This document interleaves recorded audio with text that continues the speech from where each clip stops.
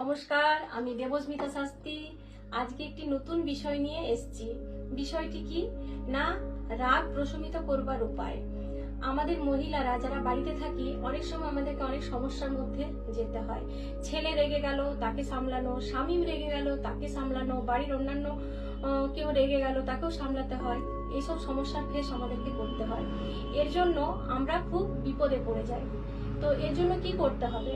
এর জন্য যেটা করতে হবে যে, ধরুন অনেক সময় ছোট বাচ্চাকে পড়তে বলা হচ্ছে, সে রেগে গেল, রেগে যে সে সব ভাঙচুর করতে শুরু করে গেল।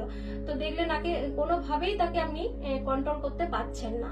তখন তাকে কি করবেন না, তার দিকে তাকিয়ে আপনি একটি কথা 21 বার মনে মনে বলুন। দেখুন আস্তে আস্তে তার মন শান্ত হতে শুরু করবে। কি কথা না, এই শব্দটি, ছোট্ট শব্দ, পাপম শান্তম, পাপম শান্তম, এভাবে 21 বার তার দিকে তাকিয়ে আপনি বলুন।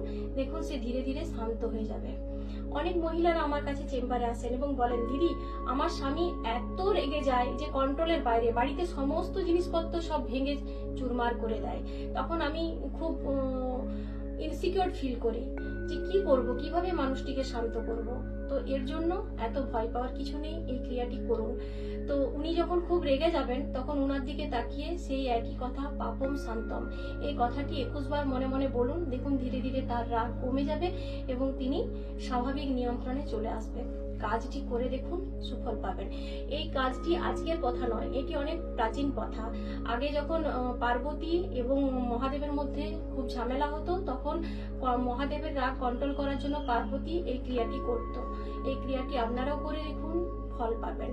পাপম শান্তম কথাটির অর্থ হলো নিজের মনের যে পাপ, সেটাকে নষ্ট করে পবিত্র ভালো চিন্তা ভেতরে আসুক। এটুকুই। নমস্কার।